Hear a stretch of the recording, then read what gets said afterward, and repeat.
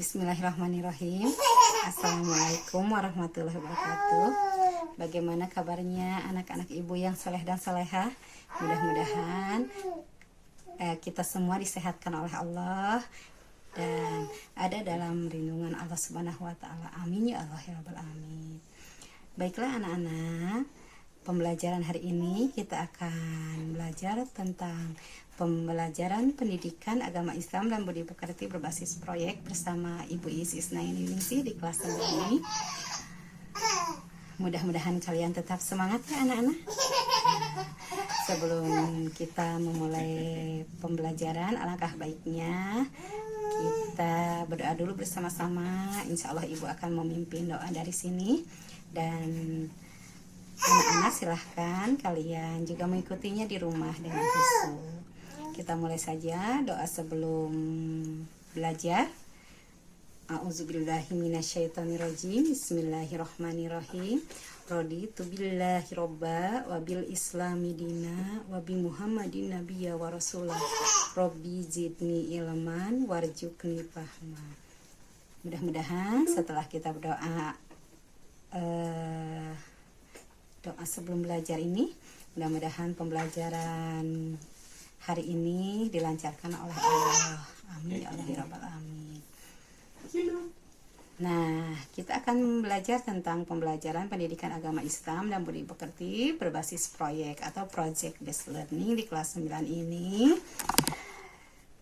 Kebetulan Ibu membuat proyeknya, yaitu studi kasus menghitung zakat mal di lingkungan sekitar siswa, karena Ibu membahas tentang materi bab zakat fitrah dan zakat mal ya.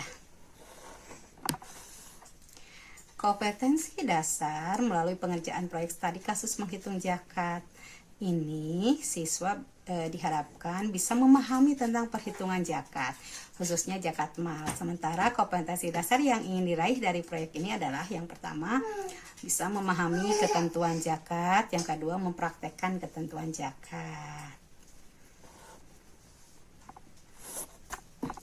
Nah, agenda pengerjaan proyek dari studi kasus hitung zakat ini, penugasannya oleh Ibu ditugaskan kepada kalian dari mulai hari ini, yaitu tanggal 27 bulan 7.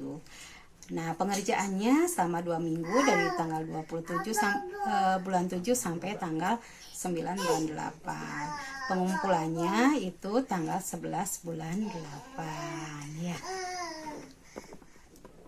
Nah, pembahasan proyek hitung zakat dan materi pembelajaran insya Allah akan Ibu sampaikan tanggal 24 bulan 8.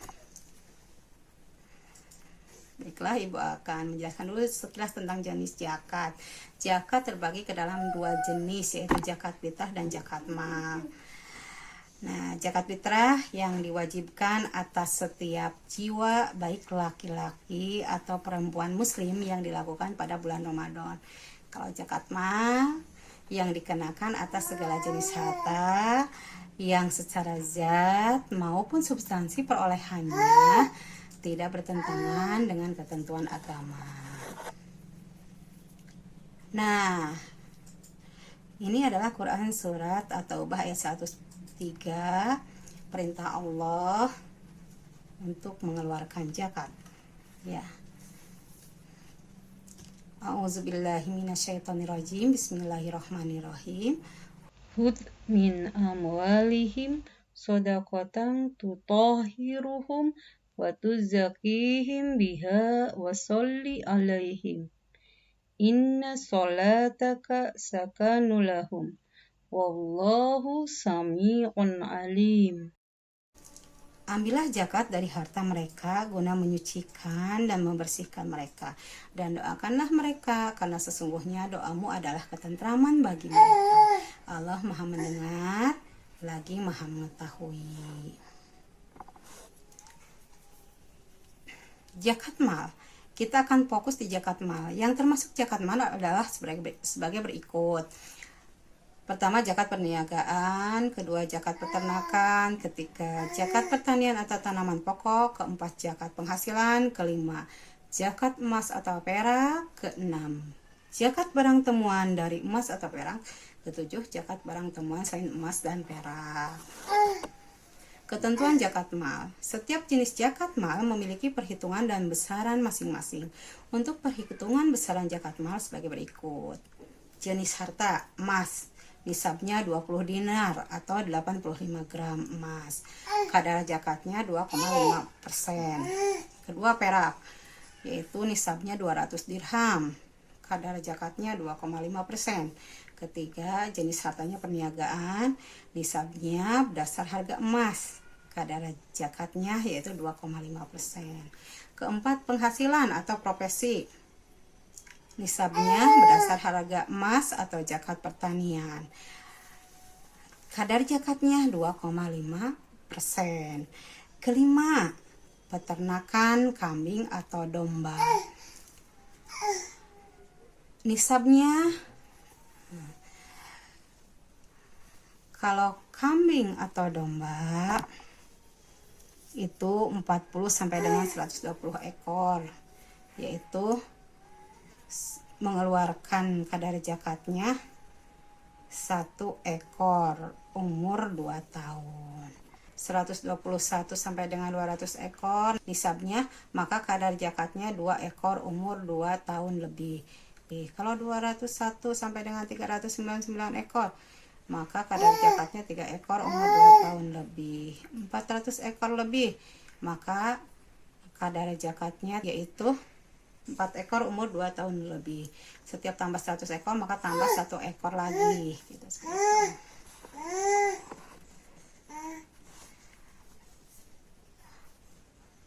Keenam, pertanian. Jenis hartanya pertanian atau tanaman pokok, padi, jagung. Nisabnya 5 wasak, yaitu 750 kg atau sama dengan 930 liter.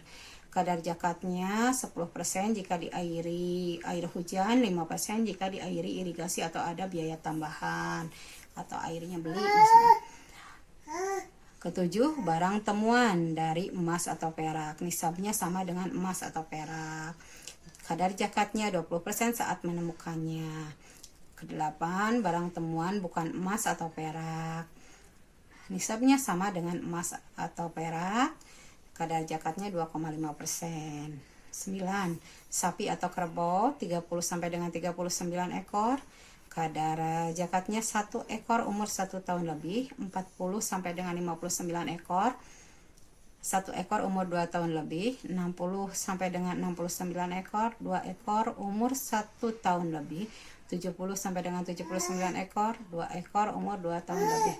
80 sampai dengan 89 ekor. 3 ekor umur 1 tahun lebih. Ya. Setiap tambah 30 ekor nisabnya, maka kadar zakatnya tambah 1 ekor lagi. Nah, tadi kasus menghitung zakat mal dalam proyek ini, siswa diharuskan mencari objek zakat mal di lingkungan sekitar. Objek zakat mal yang sesuai dengan pilihan jenis zakat mal, misal zakat pertanian, kemudian hitung besaran zakat malnya sesuai kondisi realnya. Silahkan kalian hitung zakat malnya, pilih jenis zakatnya dari 7 jenis zakat tadi. Pilih salah satu yang cocok dengan kondisi di lingkungan kalian. Cek nisab atau objek zakat mal yang dipilih oleh kalian yang dijadikan dasar perhitungannya. Dan kemudian hitung oleh kalian besar zakat mal untuk objek zakat mal tersebut yang berdasar besaran zakat malnya. Silahkan kalian kerjakan tadi kasus menghitung zakat mal ini. Ibu akan memberi contoh tadi kasus. Contohnya, ayah saya memiliki peternakan domba. Jumlah dombanya sebanyak 13 ekor. Nah, jenis zakat mal adalah zakat peternakan. Untuk ternak domba, jumlah nisabnya adalah minimal 40 ekor. Jadi kalau 13, masuk enggak? Enggak masuk ya. Kecuali kalau sudah punya 40 ekor, maka wajib dizakati. Melihat nisabnya, maka ayah saya belum diwajibkan untuk mengeluarkan zakat ternak domba. Ya. Nah, ada studi kasus juga. Misalkan paman mendapat gaji bulanan seperti tertera dalam si gaji berikut. gaji per bulan 4.750.000. 1 tahun totalnya 4.750.000 kali 12 bulan sama dengan 57 juta. Harga emas per gram misalkan hari ini harga emas per gramnya 1 gramnya 600.000, sehingga harga emas 85 gram sama dengan 600.000 kali 85 gram emas sama dengan 51 juta. Gaji tahunan melebihi nisab emas, jadi wajib mengeluarkan zakat mal, yaitu zakat emas. Jumlah zakat emas 2,5% kali 57 juta. 1.425.000 yang harus dikeluarkan berarti 1.425.000 rupiah zakat paman itu. Nah, target pembelajaran dengan mengerjakan studi kasus menghitung zakat mal ini diharapkan siswa bisa 1. Menentukan jenis zakat. Siswa bisa menentukan jenis zakat dari harta. Kedua, bisa menghitung nisab. Siswa bisa menghitung nisab harta objek zakat. Ketiga, siswa bisa menentukan wajib zakat. Menentukan apakah harta wajib dizakati atau tidak. Keempat, menghitung besaran zakat. Bisa menghitung besar zakat yang dikeluarkan. Karena kenapa pentingnya menghitung atau membuat proyek studi kasus zakat ini? Karena banyak sekali orang di sekitaran kita, baik orang tua kita atau masyarakat yang ada di sekitar kita, padahal sudah mencapai nisab tetapi mereka tidak mau mengeluarkan zakat, tidak peduli terhadap kewajibannya untuk mengeluarkan zakat. Makanya ibu mengambil studi kasus zakat mal ini.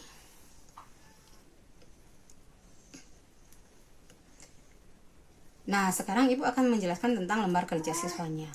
Dalam pengerjaan proyek studi kasus menghitung zakat mal ini, siswa harus melengkapi data dalam lembar kerja siswa. Ada 4 jenis data atau item yang harus dilengkapi, yaitu pertama, jenis zakat mal. Sebutkan jenis zakat mal yang dipilih berdasarkan jenis harta yang dihitung oleh kalian. Ya.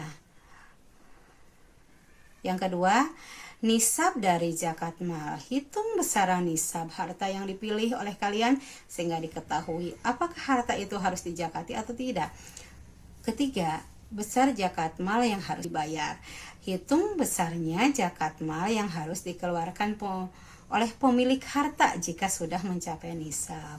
Keempat, ayat Al-Quran yang berkaitan dengan kewajiban zakat. Sebutkan ayat Al-Quran yang menjadi dasar kewajiban mengeluarkan zakat mal. Nah, penilaian proyek yang dilakukan oleh ibu terhadap proyek studi kasus menghitung zakat mal ini berkaitan dengan komponen yang harus dipenuhi oleh siswa. Komponen penilaiannya adalah 1, yaitu yang akan dinilai kreativitasnya. Kreativitas siswa dalam mengerjakan proyek dilihat dari isi studi kasus yang diambil. Kedua, penggunaan waktu. Efektivitas penggunaan waktu dari pengerjaan sampai pengumpulan proyek. Ketiga, kehadiran, yaitu kehadiran dalam proses pembelajaran ketika pemberian tugas proyek studi penghitungan zakat mal ini. Keempat, kesesuaian data, keterkaitan antara jenis zakat mal dengan isi perhitungan zakat mal. Kelima, penulisan ayat, kesesuaian perhitungan zakat mal berdasarkan ketentuan yang berlaku. Keenam, ayat Al-Quran yang berkaitan atau cocok dengan kewajiban zakat mal. Selamat mengerjakan, mudah-mudahan Allah memberi kemudahan kepada kalian. Fastabiqul khairat, berlomba-lomba dalam menuntut ilmu. Insya Allah, kalau kita ingin menuntut ilmu, maka dalam hadis dikatakan bahwa orang yang menuntut ilmu itu pasti akan dimudahkan jalannya ke surga. Mudah-mudahan kita semua adalah orang-orang pilihan Allah yang dimudahkan jalannya menuju surga. Amin ya Allah ya Rabbal Alamin. Semangat terus, jaga kesehatan kalian. Sekian dari Ibu, wabillahi taufiq wal hidayah. Wassalamualaikum warahmatullahi wabarakatuh.